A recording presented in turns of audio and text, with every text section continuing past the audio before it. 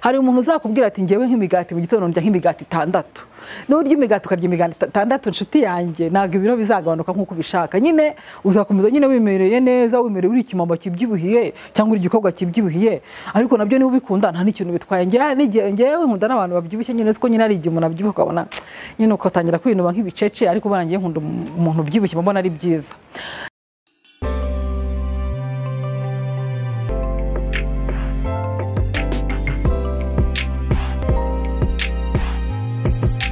Muraho ikaze ku Ijuru Rito Family Show aho tuganira ibiganiro by'umuryango mwiza Ijuru Rito nidumuganira nanone ndagira kubashimira uburyo mukomeza kudutera inkunga no kudukurikirana mukurikira ibiganiro byacu bibutsa niba mushyashya utari wakora subscribe please subscribe ikiganiro cyacu numva kikuryoheye ugipartage n'inshuti zawe kugira ngo babibone.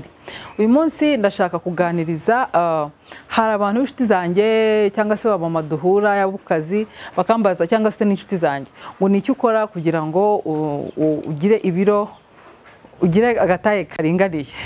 Nuko mubibona ntago nanutse ariko nta nubwo mbyibushye ntago wambabarira mu mama babyibushye cyane. Ndashaka kubaganiriza utuntu nkoresha ntago ndi bujye muri science cyane ndabaha nkuko twagiye tubivuga muri introduction niko tubasangiza experience y'ibyacu rimwe rimwe tugashyiraho nibyo tuba twasomye. So ndabashaka kubasangiza experience yanjye ibyo nkoresha ndabizi neza ko uramutse ubikoresheje hari ikintu byagufasha kamwe ntago habura ikintu kigabanuka hari ntago habura. Ngewe ndibanda cyane ku bijyanye no kuba healthy. Urabona abantu iyo bashaka kugabanuka baba bafite impamvu nyinshi cyane zitandukanye. Wowe ushobora wenda kuvuga uti ndashaka kugira ngo nambare wenda nge mbere gukumva udakunda kubyibuha tukuru cyangwa se wenda ukumva wenda akaba ufite wenda ikibazo cy'uburwayi ari muganga wenda bakubwira ati ugomba kugabanya ibiro aho ngaho twazakora regime iri special cyangwa se noneho ukumva ushaka kuba healthy gusa ukumva uri ushaka kuba souple ukaba ufite ubuzima bwiza nibyo ngiye kwibandaho cyo ngibyo nshaka tuganiraho cyane. So ikintu cya mbere ndi bubaganirize nk'umu food scientist nkunda kwibanda ku mirire. Buriya ngewe naturellement ntabwo njya nsimbuka breakfast kurya ibiryo bifite intungamubiri ukabirya ubyitayeho kandi uri conscient donc uzi impamvu biriye uzi icyo uriye ni byiza cyane. Hari umumama tub'inshuti yanjye tugeze guhura rimwe arambaza ngo dudu ngo niki wakoze kandi duherukana nkitwita hari noneho nyuma yongera kumbona narabyaye maze igihe nwakoze kugabanukaho hamwe niki wakoze kugira ngo ngane gutyo ubigenza ute. Ndamubwira you know what ngiye ukuntu bigenza mfatare donc nitaho njya ndaselectiona mu byonje ahita mbwira mbese mpitamo ntago urumva ntago uzambona ndi kurya chapati ari umuntu uvuga ati Shara seka. Okay, nshobora kurya chapati ariko kubera ukuntu iyo lifestyle naide ubwo buzima bwo kurya ibintu bifite intungamubiri donc by'ububiri ukeneye cyane ibyo nitaho usanga ari ibintu ntazatindaho cyane ku buryo bese ni ibintu ushobora kurya gake cyane gashoboka. Nshobora kurya isambusa ariko nabwo gake cyane gashoboka. Nshobora kurya indazi ariko nabwo gake cyane gashoboka. Nshobora kurya chapati ko gake cyane gashoboka. Uwo mama rero naramubwiye nti nyine uhitamo ibyo urya. Arambwira ati ye azubwo nabaho ntarya umugati. Ndavuga umugati ndawurya nariko uryungana gute. Arambwira ati ni imigati yose nshaka. Nara uwo mama arabyibushye pe. Arambwira ati ndamubwira nti ifiriti umho mu rugo tuzirya rimwe mu cyumweru kandi nabwo no kubera ko dufite abana ariko ushobora nko gusanga ngiye ntaziriye nariye nk'akandi kantu ku buryo ibiryo byanjye isahane yanjye irebye mu rugo haba hari imboga nyinshi cyane nawe babwiye no mu biganiro bibanza mu rugo duteka imboga nyinshi cyane. Ibiryo byacu n'umwana udutekera arabizi imboga zigomba kuba nyinshi mu buryo turya. Noneho no kuvuga ngo ubugomba kumenya isahane y'ibiryo urya ukarya imboga nyinshi ukarya ukagabanya ibyo bita carbs donc ibyo bita ibinyamafufu ugaselektiona buriya ibintu by'imiceri ibintu by'ibirayi ibintu by'amafarini ni ibintu bituma twongera ibiryo donc twongera ibiro ku buryo nyine umubiri wakira amakarori menshi cyane udakeneye. Ariko nk'imboga imboga ziba zirimo ibintu by'amafibre donc ku buryo umubiri ubasha kuzikoresha vuba kandi zirimo n'intungamubiri nyinshi cyane. Nk'umugati hano kuri breakfast mu rugo n'abana bamaze kubimenyera dufata brown bread. Hari umuntu uzakubwira ati ngewe nk'imigati mu gitondo ndya nk'imigati 6 n'urya imigati ukarya imigati 6 nshuti yanjye ntabwo ibiro bizagabanuka nk'uko ubishaka nyine uzakomeza nyine wimereye neza wimereye uri ikimamba kibyibuhiye cyangwa uri igikobwa kibyibuhiye ariko nabyo niba ubikunda nta n'ikintu bitwaye ngewe nkunda n'abantu babyibushye nyine ko nyine ari igihe umuntu abyibuha ukabona nyine ukatangira kwinuba nk'ibicece ariko barangiye nkunda umuntu ubyibushye mbona ari byiza no nyine nibwo navuze ngo hazamo iyo hajemo kuri factory yo kuba healthy yo kuba nyine ufite ubuzima bwiza aho ngaho nyine uba ugomba kwitaho imirire kugira ngo ukomeze nubwo waba ubyibushye ariko ufite ubuzima bwiza so ikindi kintu ndi bubabwire ubwo nababwiye ko uwo mama ufite ntararangiza histoire ye yarambwiye ati njyewe buri munsi nimugoroba ngomba kujya kuri Simba nkagura amabulete nkagura n'amasambusa atabana banjye ntayatahanye ntibyasho kandi turayasangira arangije arambwira ati ntago nshobora kubaho ntarya mayonnaise sinabaho ntarya margarine bleu blanc njyewe rero pe ibyo bintu hari igihe mbirya ko nanjye nk'iyo brown bread uwo mugati bita pain complet ngashyiraho donc kiraho ka bleu blanc ko nanjye ntago nashobora umugati udasize ariko nshobora kurya wenda nshobora kurya nka tartine ebyiri bibaho ntago ndi bubabwire ngo sinzirya ariko ukaba wenda wavuga uti ese niba uziriye igikoma wenda unyweye kimeze gute ngewe n'igikoma ndakinywa ese cyangwa wenda unyweye nk'igihe wenda nk'agakombe k'inshyushyu ese wenda niba uri ibingana gute buriya n'ingano y'ibyo turya nayo irakonda ese saa sita niba uriye ko niyo kibazo urumva iyo wasimbutse breakfast donc bya bintu byo gufata bya mu gitondo urumva energy wagomba gufata za mu gitondo ntago uzifata saa sita ugiye kurya bigusaba kurya ibiryo byinshi cyane cyangwa se wenda ugasanga mu gitondo ntiwanyweye igikoma ngo uri kuri regime ariko warangiza saa yine wabona isambusa ukaricakira wabona akaburete ukagacakira wabona gozete ukayicakira wabona ibintu nk'ibyo ngibyo saa sita ukaza kurya ibyo nyine bya bindi wenda ugasanga yasabusa nabaganirije isahane yacu mu miryango yacu cyane cyane muri rusange usanga ufashe ibirayi igitoki umuceri wujujeho hanyuma ugashyiraho n'ibishyimbo cyangwa n'inyama isahane yuzuye so urumva habamo kumenya ibyo turya noneho warangiza ukanamenya ngo ukibanda ku mboga nyinshi cyane hari n'igihe ngiye mu gitondo ubwo nababwiye ko nshobora gufata brown bread ariko hari n'igihe mfata amafruit nkafata smoothie nkafata imbuto nkazishyira hamwe nkazisya akaba ari zongo wenda washyiramo kokombure washyiramo wenda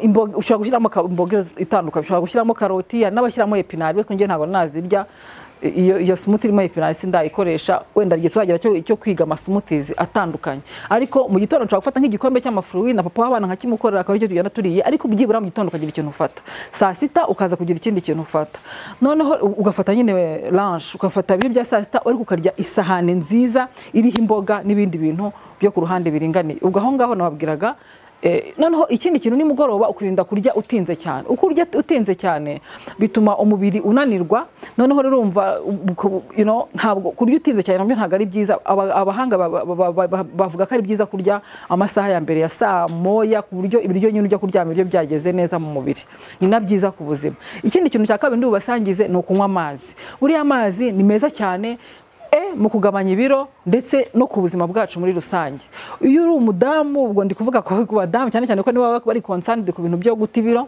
iyo uri umudamu unywa amazi ahagije biragufasha ndetse no muri gahunda zo mu gitanda ukuntu bigenda neza buri umudamu unywa amazi cyane uba ufite umubiri mwiza uba ufite ubuzima bwiza urumva hari n'abantu uzarebe n'abavuga ibintu bijyanye no gusa neza no iyo unywa amazi bituma unasa neza iyo unywa amazi ntunanirwa cyane iyo unywa amazi akurinda ama infection amazi ni meza ama infection urinaire donc amazi ni meza cyane ubundi byakabaye byiza umuntu abasha kunywa nk'amazi hejuru ya litiro 2 ku munsi ubundi banavuga ko ari na byiza kuba washyiramo akadimu mu bantu batanga ibintu by'amahejima kenshi barabivuga indimu mu gitondo amazi arimo y'akazuyaza arimo n'indimu ni meza ariko ngewe iyo nyanyweye igihe kirekire ari gihe ngira ukuntu mbabara mu gifu ariko ni meza urumva ubaye ugize icyo kibazo cyo kubabara mu gifu wakwirinda kuyanywa kenshi nanjye ndayanywa ariko sinyanywa kenshi so bikaba byiza ko mu gitondo kibyuka unywa amazi kuri ventre plat nta kintu kiriho nta kintu urafata noneho rero ari amazi ya mu gitondo ni meza cyane wenda ukabona gufata breakfast ariko noneho no mu hagati mu munsi ugakomeza unywa amazi ukanywa amazi pe amazi ni meza cyane arafasha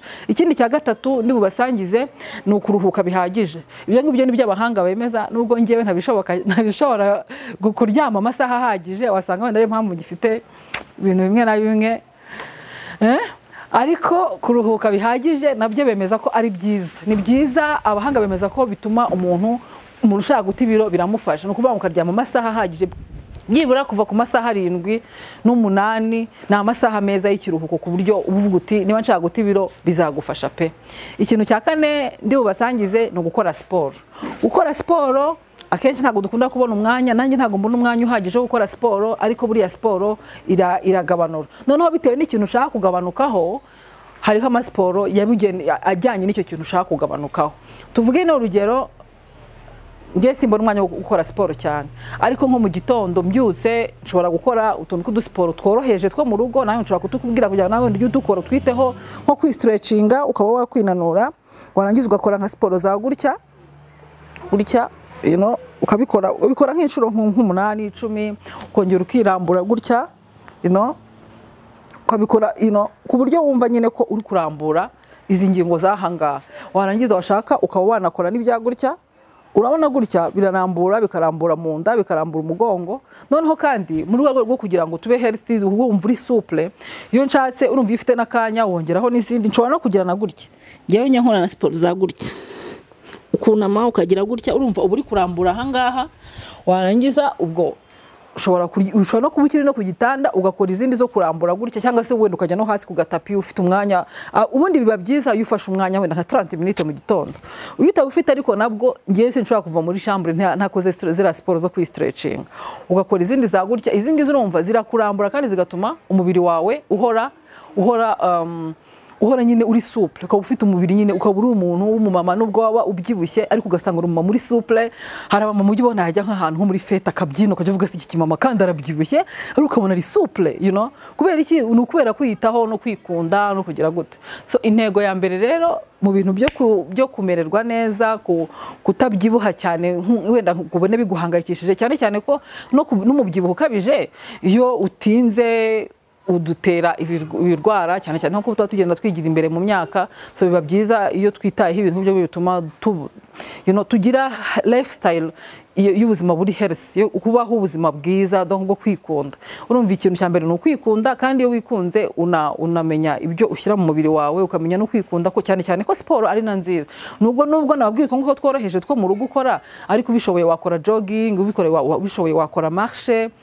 Byanze bikunze utu tuntu nguhaye ko ari tune, nuramuka ugize ikintu dukoraho, urumva kwitaho ibintu urya, cyane cyane imboga, nuvuga ngo ukarya ibiryo bifite ubuziranenge, donc ibiryo byiza bitongera amakarori menshi cyane mu mubiri udakeneye, kandi noneho ukamenya quantité urya, ugaselection, sibyo? Noneho rero warangiza ikindi kintu nababwiye, buriya uzambona gake cyane ndi kunywa fanta. Noneho buriya no mu rugo agasukari nywa ni gake cyane. Akenshi na kenshi mu rugo niyo tunywe wenda nk'amata y'ishyushyu cyangwa se icyayi, nkoresha ubuki. So wenda agasukari ndakanywa kubera dufite abana, dushyira mu gikoma isukari, donc tuvanga mu mafu. Haba harimo n'undi nabo gake n'abana banjye barabimenyereye, twese twarabimenyereye mu rugo. So urumva ibyo bintu byose, hari igihe wowe uvuga uti se kuki mbyibushye cyane kandi wenda abandi babishobora, kuki nkora siporo ariko ntibikunde. Urumva hari igihe ukora kimwe ariko ntukore ikindi, ugasanga ukora siporo wamugarurirwa muri siporo, ariko wagera mu rugo ugafata nk'isahani yuzuye ibiryo ukarya. Ikindi kintu nababwiye, hari abantu bajya bagira ikintu cyo kudasobanukirwa neza, bakishyiramo ko inyama zibyibushya, cyangwa se ibintu inyama muri rusange. Kandi burya ntabwo inyama zibyibushya, ahubwo ikibi ni inyama z'umutuku. Abahanga bemeza ko arizo zitari nziza, ariko inyama bundi muri rusange ntabwo zibyibushye. Ubashije kurya iyo nkoko, ukabasha kurya iyo fi, ibirimo amaproteine, kandi noneho ku isahane yawe nibagiye ugashyiraho proteine ni nziza cyane. Iyo uzongeye ku isahane bituma umubiri wawe nubwo wanagabanuka, ariko umubiri uhora ufite itoto, kuko wabashije gukonstruiza amaselule. Nubwo wananuka, amaselule akomeza yiyubaka, ugakomeza usa neza, ukagabanuka ugakomeza usa neza. Urumva ibintu bibamo amaproteine, hari amagi, hari inyama z'inkoko, hari amafi. Iz'umutuku zo rwose ntabwo ari nziza, cyane cyane tuba tugenda twigira mu myaka y'imbere. Biba byiza ko uzigabanya ukazirya gakeya. Hakaba tofu nayo ni ikintu gikorwa muri soya, abantu babisobanukiye barayizi, ni nziza cyane. Iyo uri umuvegetarien ushobora kuyirya. So twiteho ubuzima bwacu. Niba dushaka kumererwa neza, utu tips ndabizi ko hari ikintu tuzagufasha, kandi niba wumva nawe hari ikintu tugufashije, udusangize n'abandi bamama b'inshuti zawe, nabo tubagirira akamaro. Kandi please like ibiganiro byacu. Iyo mubirebye mukabilayikinga cyangwa se ukagira comment, nawe ukagira ikindi kintu twunganira, biradufasha tugakomeza tugenda muri uyu murongo umwe twihaye wo gufashanya nk'imiryango, dukora imiryango myiza y'ijuru rito. Mwakoze rero, mukomeze mudushyigikire, naho ubutaha bye.